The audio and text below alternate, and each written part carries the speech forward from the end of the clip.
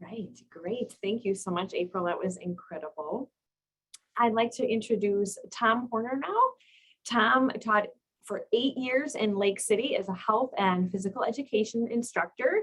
He was recognized as the Minnesota Secondary Physical Education Teacher of the Year by MinShape in 2018.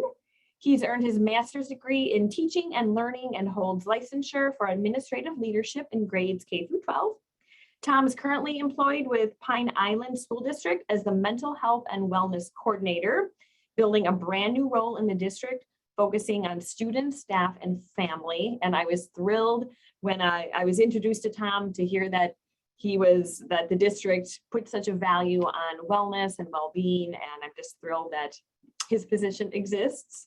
Tom enjoys his role as husband, father, and always finds time to be active outdoors. He has a passion for inspiring and empowering others to live a happy, healthy, and successful life.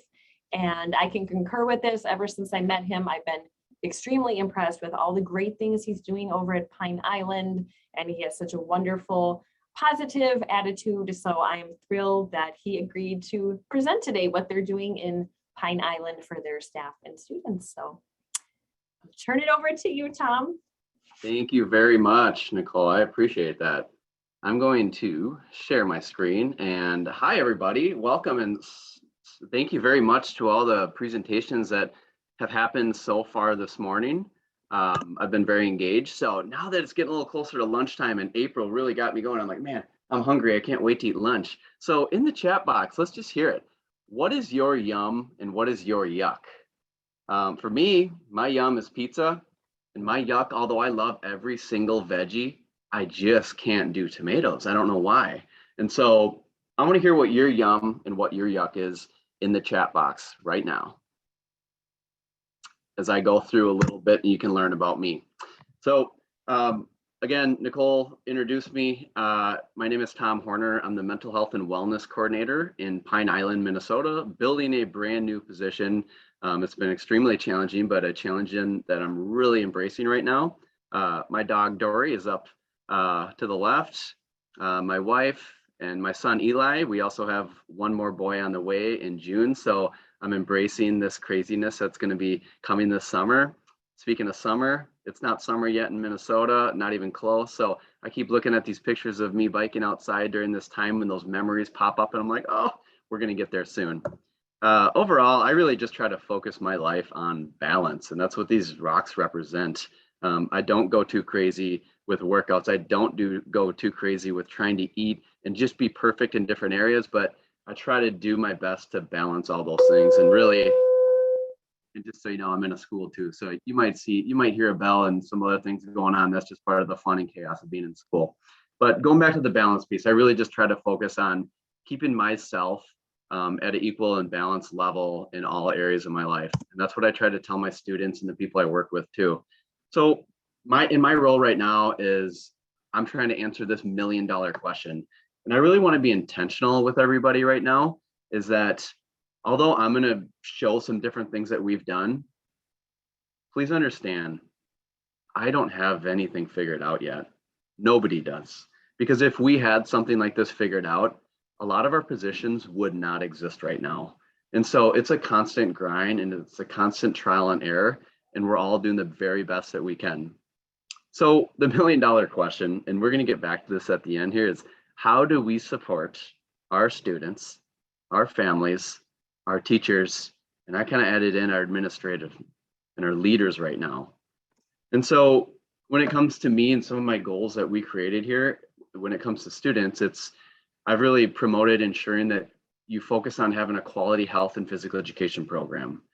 Have a presence as a support person. Make sure that I am being present, making sure that our social workers and our school counselors are being present in front of our students so they know who to go to. Find ways to make school fun again. Man, that was taken away for 2 or 3 years, and it's been so refreshing seeing that happen again. Embed social and emotional learning into our daily lessons. And then something I'm really proud about that I'll talk about is mindfulness in schools. So a couple random things here for was we had a suicide prevention speaker, one of the best that I could have possibly asked. Deborah Tackman came and visited our school. And so it was such an important message at an important time in the middle of winter. And so she gave our students a really good presentation on suicide prevention. I do small things like offering middle schoolers to come eat lunch with me. This is an example of some NFL stars right before Super Bowl weekend talking on Zoom about how they prepare mentally for a big game. Really seeing how students can have fun. And so students are so involved right now. They have so much going on. So we did something called a winter de-stress party where we had some stations for kids that are super involved. And I led some meditation and yoga classes. We had a school social worker bake cookies. And then we also had a little petting area where some dogs and animals were in. And also I want to pay attention to the grants that are available. I've really worked closely with our SHIP coordinators. I know Megan's on the call and Gina, hey. And so they've really been instrumental with getting these resources to our school. So one of the big grants that we got was to promote an active recess for kids. One of the things that really kicked off this year was providing a family community 5K. This was like, I'm not a race director, but let's go for it. So we successfully had about 250 to 300 people together on Halloween. We had like a 55, 60-degree day in the morning and just kind of got community members and local businesses involved in this. And it was such a fun little thing that we did. So here's coming back to just seeing students be involved. We do some serve and celebrate days where encouraging middle schoolers to kind of help serve and celebrate and understanding the feeling that they get from doing that. And so it's been, again, refreshing to see kids being active in the community and actually just being together and having fun. Let's pivot our way over to staff members. How do we get staff members and how do we, put these supports in for staff? Some of them for me have been trying to push out newsletters for opportunities on connection, really promoting appreciation. I love the presentation that was focused on positivity. I really try to embed that into all the newsletters and things that we do. Find ways to make school fun again, wellness challenges, and the big one, finding ways to grow without taking time away from them. So how can we provide some professional development and growth without taking that specific time away from them? So here are a couple little things that we've done. We did a little board and brush event after school where teachers were able to get together, collaborate, have fun. We've done Super Bowl boards where the winner can get a Yeti mug. Something I'm really proud about that has been a small success this year has been adding mindfulness in our school. We brought in the calm classroom. And so I was training elementary teachers how to do the calm classroom. And I just really love this definition about mindfulness. It's simply being aware of what is happening right now without wishing it were different, enjoying the pleasant without holding on to it when it changes, which it will, and being with the unpleasant without fearing it will always be this way. And so you never know how successful little things are like this. I've had some teachers come up to me and say, you wouldn't believe it. A kindergartner was in the bathroom. I just saw them coming out and they're tapping their temples and breathing and they're saying, it's okay, keep focusing. And so when I get this feedback, it just really reminds me that, man, as adults, we are so out of touch at times, a lot of us, just with things like this. This wasn't in schools when we were growing up. And so I wanted to really promote this and push this because I think it's very valuable, especially in 2022. Some other random things that I do is I create little virtual hubs. So this is an example of a brain break hub. Everything on this screen teachers can click on and it'll bring them to a different resource. Here is another hub that I sent out to our staff members. Everything on this screen you can click on. So if I click on this, it'll bring me to a core power yoga class. This will bring me to yoga with Adrian.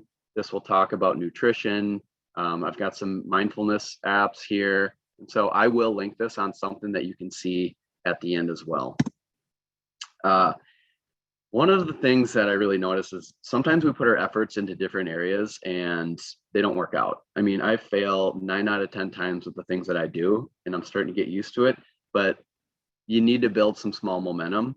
And I know Nicole did a great job always organizing a step challenge, and we embrace that. And it's been such a fun thing and a good reminder that, sometimes the most simple things that people can do during the day, like a step challenge, can be the most powerful. We had about 80 people participate, and it was super fun. I decided to try to get money to do prizes, and I got about 80, 85 staff members who wanted to do this. So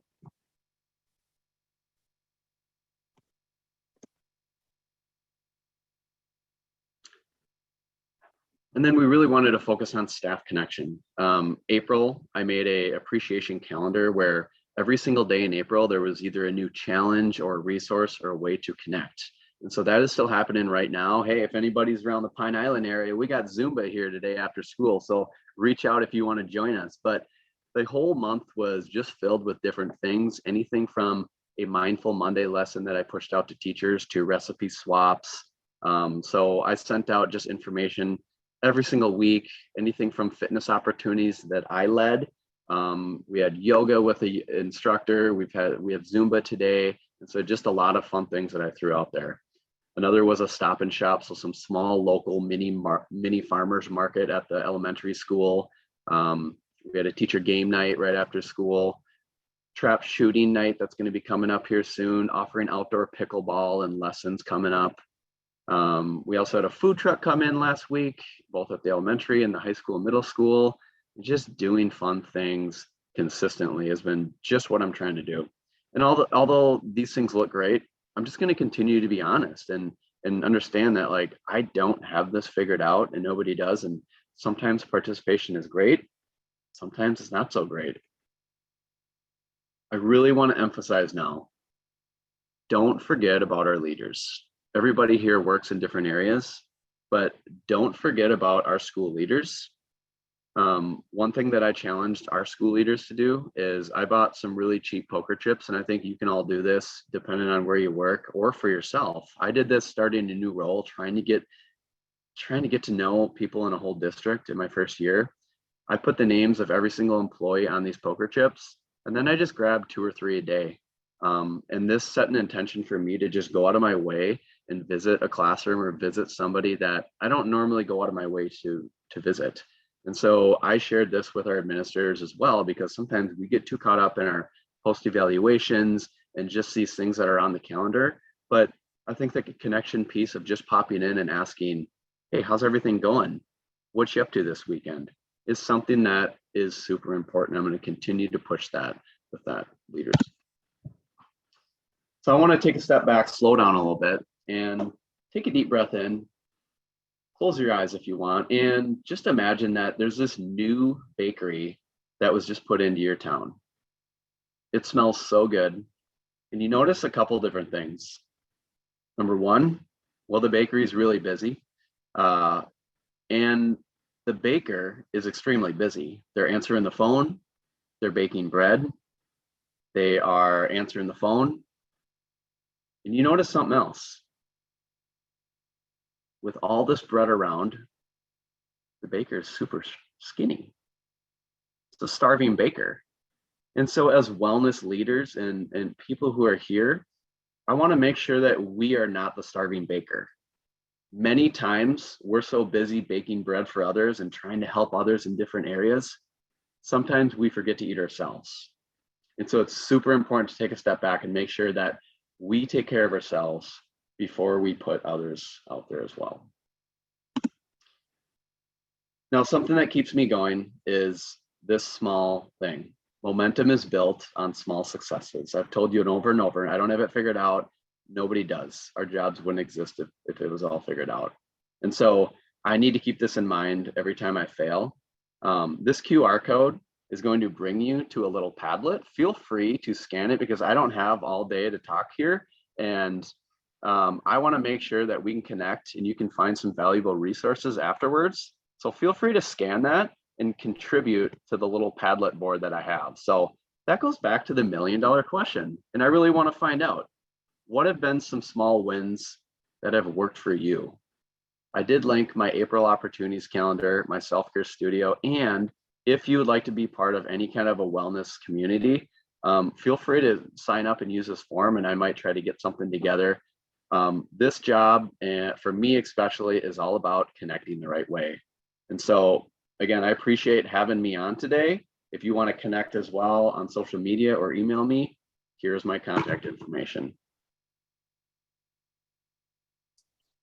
Thank you, Tom. And I can, if you send that to me, I can send out your presentation so we can all have your QR code and get connected. Thank you. Terrific idea. And there are some questions in the chat for you too, Tom. Perfect. Thank you. I did not get to those. So let's see.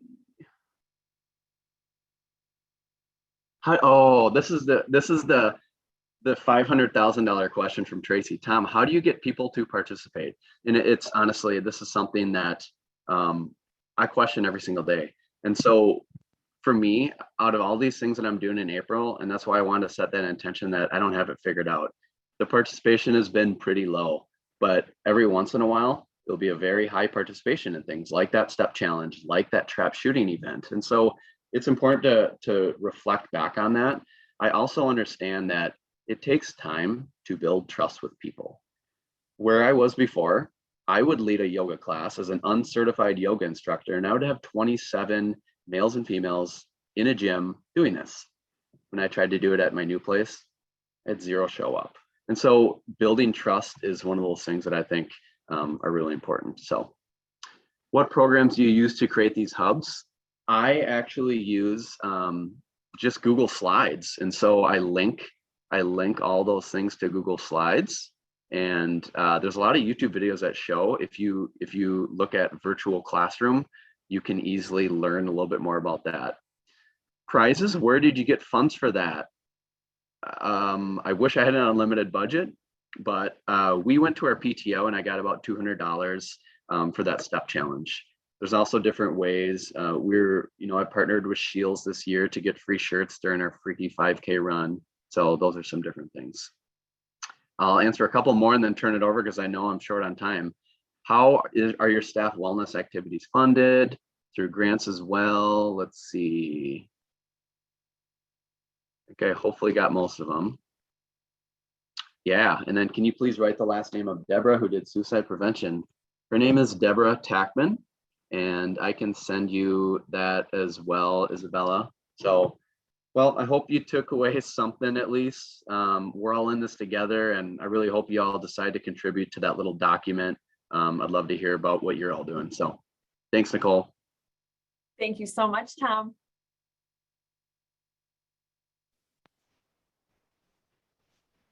All right, I think we're ready for the final speaker here. So we have Kerry Ward.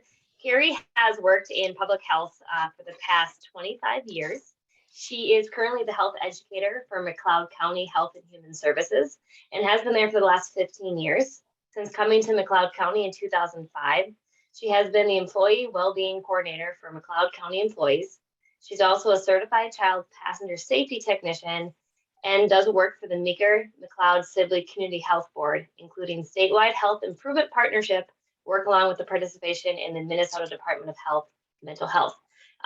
Very accomplished. So I'm very excited to have her here with us, and hopefully we can get the screen sharing going and you can take it away, Kerry. Well, I don't know how I can go after Tom. I mean, I've been doing this forever and you have such great enthusiasm. So pretty cool. Always re-energizes me when I get to see other people and what they're doing with their well-being. See, this is what happens, Carly. It shows my notes and I don't have notes. So you guys are going to get to see this on my screen. So I apologize. I've been having issues with my new laptop and this new headphone and all the things that come with COVID. So just bear with me. We're going to go through it like this. So sorry, guys. So McLeod County is west of the metro. We are very rural. We have about, we are hosting Glencoe. Hutch is our biggest city of about 15,000 people. Glencoe only has about 6,000. And like she said, I am a health educator. I help run the employee well-being team. So we have 375 employees that work for the McLeod County system. We have 6 buildings, so that's even harder. And with schools, I don't know if Tom, you were across like the whole school district. It's hard sometimes when you have separate buildings and trying to do that engagement. Of that 375 employees, we have 209 of them that are on our current insurance. The cool part is we have a well-being team of 9 regular employees, 2 department heads who are like middle management, and we have 1 commissioner. In my 15 years here at Public Health, this is the first time I've had a commissioner on a well-being committee that has been so engaged. I'm so excited to have that top leadership being advocate for our staff. And right now, the biggest piece I'm struggling with as a well-being coordinator is that connection piece, because we have hybrid workers, teleworkers, and people that are in the office every day between 6 different buildings. So how do you engage all of those people? And being a government entity coming off of COVID has been crazy. So trying to look at that piece. So when I came on in 2005, we had only $1,000 budget, and we advocated, and we are up to a $5,000 budget each year to spend on well-being. That does not include my time. My time is tax levied and it is not in the budget. Our commissioners have also approved 8 hours of time that can be paid time to participate in employee enrichment development or well-being activities. Oh, I don't know what happened here, but it, Carrie, I stole your slide because it wasn't okay. moving. Okay. I'll take over for you. Okay, let me get my screen back to normal here. Sorry. I was like, what happened? Nope, I'm just trying to get it so they can see your screen. I don't think they could see it. Right. See, that's what happened before, and I apologize, people. And of course, we have changeover with staff, so IT is short and all that fun stuff. So we just make do as we go. So here we go again. So we get 8 hours of paid time for employee enrichment or well-being activities. So for example, we host 2 employee blood drives on site, and they get paid time to give blood. So if we can't include participation like before, after work, or doing break times, that 8 hours a year is managed for them, and they can use it for potlucks that go past their 30-minute lunch break, that employee blood drive, things like that. So we've worked with both Blue Cross and Medica over time. Mary Alice and I know each other very well.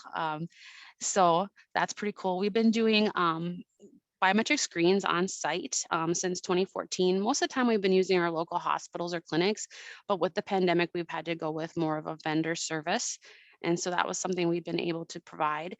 With the work of SHIP, we've incorporated comprehensive well-being policies. In the past, we've been American Diabetes Workplace Wellbeing Champion. And now, not just wellness, we've incorporated the whole piece of well-being since 2018. All right, next slide. So how do I communicate it with employees? We have new employee orientation where I get to speak for the first 15-20 minutes of orientation to talk about what employee well-being is like, what they can do regardless if they're on our county insurance or not. We have our employee representatives that can be the wellness champions in their buildings. We have a SharePoint page that is strictly related to employee well-being, and then we also have announcements and boards. But definitely word of mouth gets it better than any of these other places. We get a lot of people advocating just by talking about it. All right, next one. So some of the things we've offered. So here's my crazy thing, Tom, that I did. We did goat yoga. We knew this place that could bring goats on site with some yoga mats and some temporary fencing, and we did goat yoga. So yoga maybe lasted for 20 minutes, and then they would slowly let the goats in, and then it was all giggles and just big stress relief. I actually had, when I was doing downward facing dog, I had a goat on my back and it started eating my hair. But people ask for it every time, and it's a great thing. And now the farm that we are associated with actually is just outside of Glen Coast, and then we just go straight to the farm. So that's pretty cool. We are implementing our first after hours exercise program since COVID hit this next month. So I'm super excited about that. So we use one of our conference rooms after hours, and people sign an exercise waiver and pay a small fee and attend 6 sessions out of the course of 6 weeks, and just gives them exposure to different exercises that they might not normally do. We've used Advantage Health to do some webinars and challenge. Clean food challenge last year was a big hit. We haven't done a food challenge before, but it was trying to eat less processed food and being more mindful about how you eat. And then, of course, we have our health and benefits fair, where we've had places like our Towards Zero Death Safe Roads Coalition come, along with other places in the community, to be more interactive. And I think there's one more. Okay, this is our work plan. So we actually go through and quarterly plan out what we want to do. So we've used Life Balance Solutions to do some webinars that we record and hold. So we've been doing some on energy, healthy habits. This month is going to be stress. We've used some Minnesota Department of Health resources like the Stay Connected Toolkit. People wanted vitamin D screening. We brought that in March. And now we're doing a batter up challenge, or a home runs for health challenge. That is a physical activity challenge. We kind of look for these toolkits that we can purchase and use over time. And then coming up is our biometric screens. So we have a whole calendar that we go through and plan accordingly. And then these are some of the things that are new that we just did and I talked about. So we get about 20 to 25 people attending the webinars, which is fairly decent. And then we have it recorded so people can watch it after the fact. We could have totally had a full day screen for vitamin D screen, but we had about 25, 26 that went through that. And we have about 40 people participating in the Batter Up Challenge at this time. And what do we want to look for in the future? So we talked about how we want to have people grow and learn and feel connected. So this book club is something we're looking into, but it might develop into a TED Talk / podcast / book club, and how can we connect. So we're totally looking into that. We're looking to see if we can bring chair massage sessions into our workplace, but then there's some liability things we have to look into. And then maybe multi-purposing our mother's rooms to having people check it out for calming room things, kind of like the hub that Tom had, place that they can maybe go in there and do some of those self-care things that we tend not to do. So I think that's it. And I know we're so over time. So